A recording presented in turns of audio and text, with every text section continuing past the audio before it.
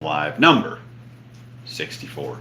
I realized I did not give everyone a heads up on doing a dog talk live today, but just busy, busy, busy. I can't say that we're not anything other than that here at Sod Gators Retrievers with Dogs Training. I had to hurry today to get the dogs trained, get some stuff done outside because we've got a bunch of rain coming. So it's been quite busy, but we're here and we want to help you and answer any questions you have about puppies, dogs, training, or upcoming hunting season.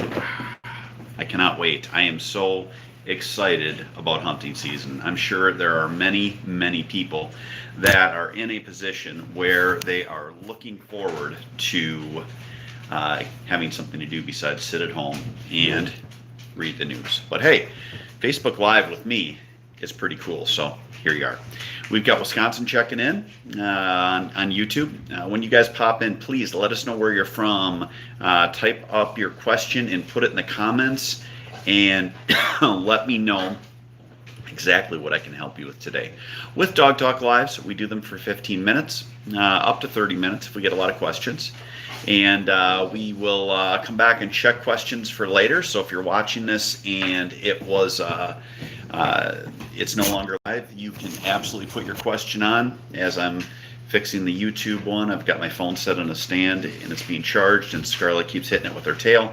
But yeah, it's you can always put your question up. We'll always come back and check it. So good morning or good afternoon, Mr. Mark. We've got Mark in Oregon, Brian in Missouri, Andy in Jackson, Wisconsin. Let's see who else we have here. We got South Central Minnesota, North Dakota, woot woot, Rooster Ray checking in Sun Prairie, Wisconsin, Western Michigan, Oak Grove, Louisiana. Please let me know what questions you have. These events are only as good as the questions that we get, because I am very good at bloviating while I'm on here, but I do end up running out of material. So I am doing stuff a little different with this group of dogs. We're doing a little bit more intensive force fetch with the ear pinch on the table, and then I'm going to transition completely to the collar starting into next week. I've been feeling like the dogs don't progress fast enough, so I want to push them a little bit and get them so that they are in a position where they are further along and we can get more stuff done. We've got South Carolina checking in, Indiana, South Africa checking in. Hello, Dante. Good to see you. But yeah, again, it's I always try different things. I'm actually having A.G. Shaw, good friend, come over, and he is going to give me some pointers on how he does stuff, and I'm going to see what I think of that, and then kind of transition from there. When you are dealing with training, if you're a good trainer, you're always changing things. It's just how it works. You're always trying something different, seeing if it works for you. Andy asked, do we have any issues with ear infections in labs? So labs have ear infections, and all dogs that have an ear that flops over have ear infections. The ear infections are actually yeast. So they get a yeast infection. It's from water. To avoid that, you need to make sure that you are cleaning the dog's ears after they go in water. And you also want to make sure, if you have several dogs, they will like to lick each other's ears to clean them, and everyone thinks that's cute. When dealing with something that is spread by moisture, when you've got another dog licking ears, all you're doing is making the problem worse. So you need to get to the point where you are keeping their ears dry. Kevin, how often do you go from training drills to actual training setups? Kevin, I work with all young dogs. So our first 6 weeks are going to be yard work, e-collar conditioning, force fetch, and then what I do is every day in the last 6 weeks we work on something that is a field related but simple, depending where the dog's at, and also continue to work on obedience. I don't know how I would stack up with other trainers, but I'm really big on making sure you have complete control of the animal, so that you don't run into issues in the field. You can always let the dogs learn when they're in the field as a hunting dog, and they will get their experience and have their success. But it is, come here, Scarlett. But it's incumbent on me to always make sure that I am completely putting the dogs back with their owners where they're completely biddable and under control. So I do a lot of healing drills. We make sure that when the dogs are retrieving, they're coming back to hand. In theory, the dogs should all come back to heel. Some dogs do. Some dogs end up where just you run into issues, and it's something you need to instruct the people, that the owners, on how to get the dog to that point because the dog's struggling. But it's always an interesting thing as far as setups with younger dogs. We just had someone ask, where could you train your dog for ducks? In ducks, you're training that the dog is under control. So you need to work on your control and then give the dogs experience in the atmosphere that they're going to hunt.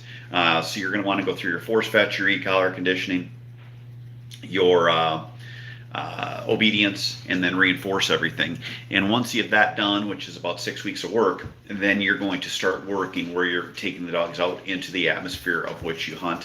When I send dogs home after training, I always ask the owners to, one, not worry about hunting the first few times out, because they need to have the dog under control, and they need to put all that time in with the dog. But two, if you can, take the dogs out into an area that is similar to what you hunt. If you're hunting cattail marsh, find an area with cattails where you've got some open water, you can put some decoys out, even if it's just throwing bumpers, so that the first time the dog sees that is not when they're out hunting. We have a very unique property here at my place. We have small areas we can work with them on upland and tall grass with heavier cover retrieves. We've got 3 ponds. One has a full peninsula in it, so you can get the dogs to go over back onto land, back into water, and back up onto land. We've got channels, and then we've got a large cattail marsh on the property that has grass in it as well. So it is it's always trying to show them different things so that when they go out hunting, they're in a position that they can be successful. This is Scarlett's elephant.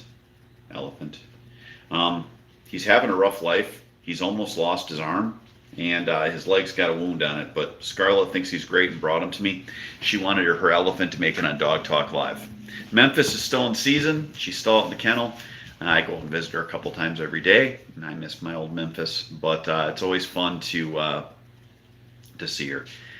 Sammy, any advice for training a pup who is very shy around other people or other dogs aside from positive reinforcement? Advice on how to get them more comfortable with others from giving plenty of treats, positive reinforcement, asking for a friend. Sammy, what you need to do is you need to get that dog out into an area where there are other people first, and slowly get them into a position where they see other people and they're comfortable with it, and then eventually get them to the point where there's more people around them, whether it's walking in town, or if the dog's super shy and really having issues, you could have yourself or your husband Chad could go over there to see these people, to see the dog, so that the dog gets a comfort level with other people, and then slowly ramp it up from there. Rooster Ray, besides blue-green algae, is there any other concerns about pond water and health to worry about? Ray, what I tell people is you want to make sure that when your dogs are going to go out and work in the water, don't have collars on them that are loose, especially like a pinch collar. Dogs can get hung up, and if they freak out, they could drown, or at best, you're going to be going swimming to go help get them off of whatever they're hung up on. So always think of that when you're working with the dogs. Not all ponds are clean to the point where they don't have stuff in them. So get to the point where you are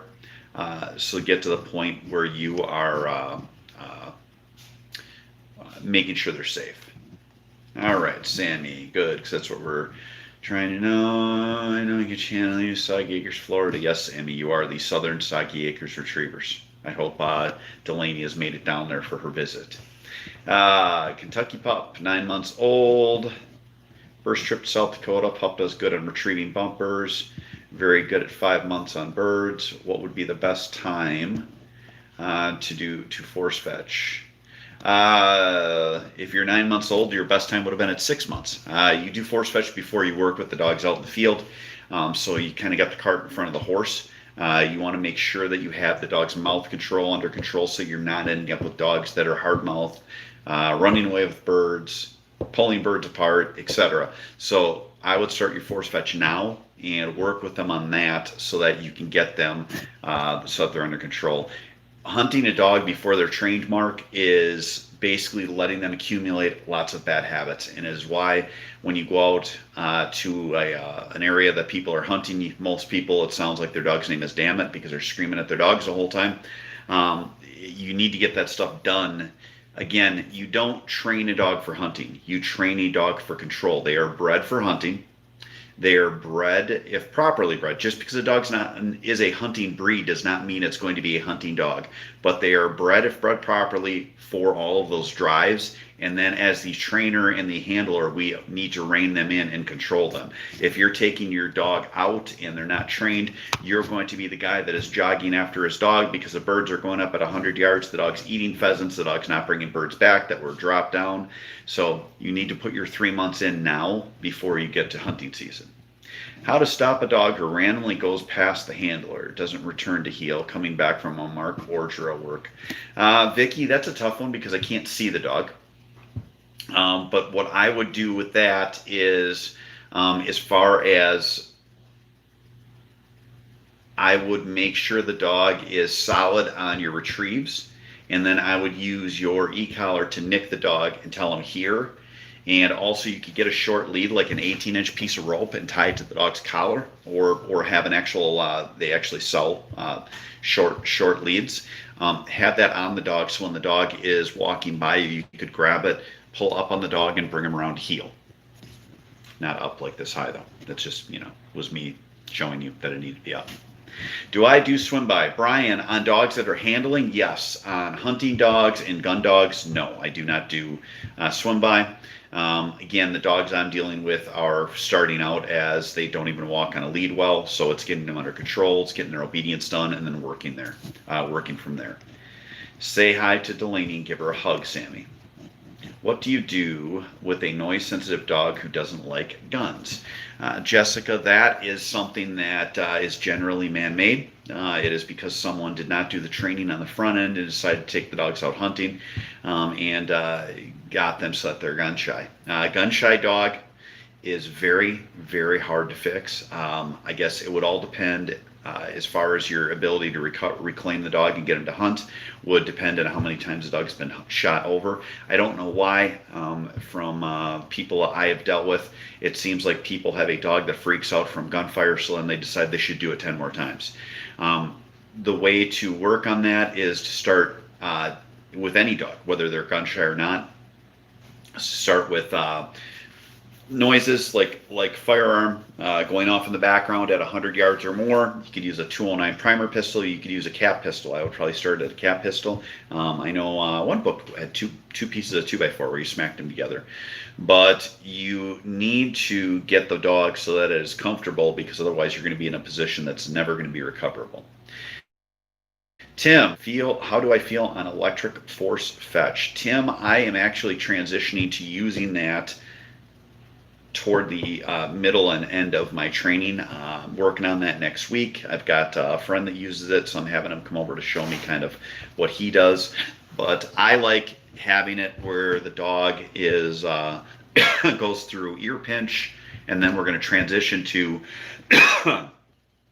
using the collar. It is nice because from a training aspect, when you're working with multiple dogs, it's not as hard on your back and you're not wrestling around with the dogs. But why I like it and why I want to have my dogs where that is one of the main things used is that it is so much easier for my owners that are paying to have their dogs trained to just tell the dog fetch and push a button than it is to have them grab the dog, ear pinch the dog, make them pick it up. Talk about how Talk about the how you know they're ready. Oh, Brian, what are we talking about? Brian, for swim by, as far as knowing they're ready, that is when you're working on your handling drills. So that's not going to be more about when your dog is at that step. You're going to go through your T drill, your water T, your handling. Then you're going to need to do force to water. There's a lot of steps in there. What I would tell you is to find a solid training manual or video series and follow it and get to that point. When you do swim by, it is always going to be at times a cluster with the dogs because they don't want to do it. So you need to basically get them to the point where they're never going to look like they're ready, I guess is what I'm trying to say. I've had dogs that I was doing for myself, and you get them to the point where they just keep wanting to come back to you. What I've done is one of my ponds, I can do a T on the water where I've got basically first base would be in open water, second base on land, third base on land, home on land. And I work on that left over a lot when I'm stopping them out in the pond. But again, even when you've got them where they're picking up that first base, they always want to come back into you because that is what they've been taught all the time, is to come back to you once they've taken that. You should work with it on land, so you're going to be doing your casting with a bumper in their mouth from pitcher's mound or the stopping point over across other piles. But yeah, there's a lot to it, and you're always going to probably, on 50% of dogs, at least what I've dealt with is you're going to feel like you're not ready because the dog struggles. So it's just be calm, follow the training that you have, and go from there. Breeding training is different. I'm not understanding you, Tim. As far as breeding training, dogs are bred for their ability to have drive, for their ability to prey drive, retrieving desire, trainability, and all that stuff. There's no such thing in my opinion on having a dog that's bred for training as opposed to bred for their drives. You should have all that in one package. So what you would start, Jessica, then, if you've never been shot over or hunted, just start out with noise at possibly 150 yards away, and just move closer as the dog is doing something, whether it's eating or you are throwing bumpers for the dog and the dog is enjoying itself. You can go to pots and pans at 100 yards, small cap gun. Food down, yep, food down, starter pistol. The other thing you could do is you can work with your dog. If you go to a place that does sporting clays, you can start about hundreds of yards away. Just have the dog where you're throwing bumpers and they're retrieving or having fun, or I don't even care if it's their favorite ball or toy. You just want them to be distracted so that they are not hearing the shot, I guess would be the easiest way to say it. I do it with multiple dogs. If you have a couple of dogs, you can have them run around like idiots together as they're retrieving something and running after something, and then occasionally have someone at distance shoot off a starter pistol. Again, starter pistol is a 209 primer pistol. They do have a small cap gun that shoots something called crimps that's not as loud. So if you have a sensitive dog, you can start with the least and then move on to the best. I've had dogs that were scared of thunderstorms. They were still great hunting dogs. They just didn't like thunderstorms. So if it's something like that you've seen them and you're worried about it, just start out slow. All right. So let's see if we've got all of our questions. Check YouTube. Let's see here. So we've got all of our questions taken care of on YouTube. We're here on Facebook. If you have any questions, we're going to do a last call for questions right now. Again, we'll be here at least 2 to 3 days a week. So I will try to give you guys an update on when it's going to be. Today was just a struggle. It was a lot of stuff got done and got a lot of stuff picked up because we're supposed to have rain pretty much the rest of tonight and then into tomorrow. So I didn't know what we were going to be able to do tomorrow because it was going to be wet. So I wanted to get everything as much as I could get done today. Let's see. Matt Carey. I have a lab that is absolutely a one-man dog. He will not listen to anyone except me. I'd like my girlfriend and 6-year-old daughter to be able to handle him around the house. Any suggestions there? Literally give him one command and he will look at me. Matt, what you need to do is you need to have them work with an e-collar. You need to do collar conditioning with your dog first, and you can have them where they can reinforce it. Dogs like to listen to guys. Generally, because we have very deep voices and sound angry. Same with kids. You need to put them in a position where the dog has been through all of its e-collar training, and when the dog doesn't listen, they can just push the button and say the command. You're going to have to teach them how to use the e-collar as well. But then I would go from there to where they're working with the dog themselves, and then go out in the yard with them so that the dog can see that it has to listen to them even when you're not here. I do the same thing with owners when they come. I actually have the dogs where I'll have them out. They usually, the first time the owner comes, they get all excited. I have to correct them multiple times, but I'm doing it so that they understand that when the owners are here, it doesn't mean that they don't listen, that they have to listen all the time, and that the rules have changed, and that we have this structure in place. So I hope that helps.